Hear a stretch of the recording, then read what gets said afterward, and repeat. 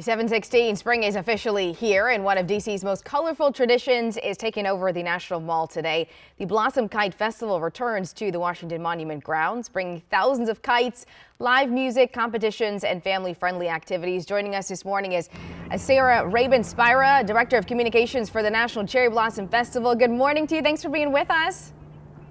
Hi, thank you so much. Good morning. And I see you've got your kite ready to go. This is such a beloved tradition. Explain to us exactly what's going on today. So we have the Blossom Kite Festival down at the Washington Monument grounds. It's presented by Amazon, and the National Cherry Blossom Festival invites you to come on down. You could bring your own kite, buy a kite here, or make your own kite. Right here we've got kite flying demonstrations for professionals. We've got kids who are brand new to it. It's really a magical day. So we're really excited to have everyone come on down. And it's certainly going to be windy if you haven't stepped outside already this morning. Yes. So people need to know that. Do you have to be a kite expert? Can beginners join too? What do people need to know?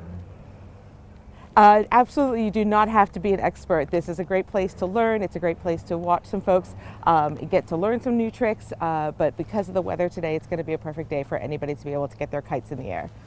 And how many people are you expecting down at the National Mall today? We're expecting about 150,000 people. We've got peak bloom going on. We've got a lot of great things going on in the city, and but this is something that brings everybody out. It's a wonderful tradition that's been going on for, since longer even than I've lived here. So really excited to have everybody come and experience this for the first time, or because it's part of their annual family tradition. Yeah, and with that rain out of the way, I think a lot of people looking forward to seeing the cherry blossoms this weekend. All right, there's also the Sakura Taiko Festival happening today. Tell us what that is and where people should go for that.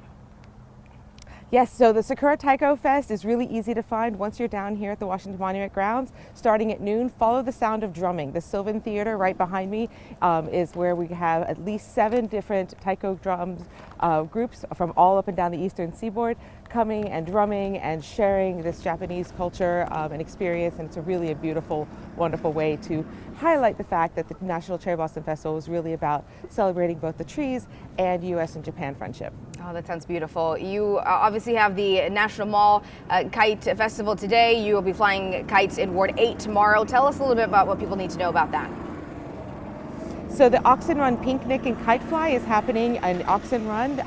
Fun fact that the Oxen Run is the home to the second largest grove of cherry trees outside of the tidal basin. So we'll be going east of the river tomorrow to have a similar type of experience, but a little bit smaller, so a little bit more manageable for a lot of families. We've got live music, we've got kite making, kite flying, all sorts of things, and we also have free food for the first 200 guests. So we're really excited to have folks come and join us at the Oxen Run picnic tomorrow. All right, a full weekend of kites. What is the best way to get to the Blossom Kite Festival today? And if you have any tips to share for people who are coming out, maybe first timers, how can you get your kite up in the air?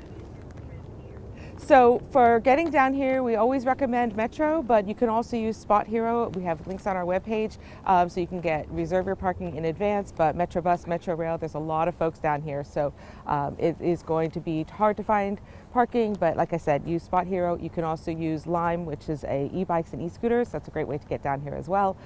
Please do know that some of the streets around the Washington Monument grounds are closed for pedestrian safety, so 15th and 17th, as well as Independence. So please factor that into your planning this morning. And then for getting it up in the air, honestly, I think a lot of it's patience. And then wear comfortable shoes because you're going to be doing a lot of walking, and then you're going to be doing some running to get your kite up in the air. But the kites that you can make here at the kite making area presented by Amazon can fly with 13 to 14 mile-an-hour winds, and that's exactly what we have today. So it's perfect to get your kite up in the air. All right, looking forward to an exciting day ahead. Sarah, thank you so much for your time. We appreciate it. You're so welcome. Thanks so much. Hope to see you soon. Take care.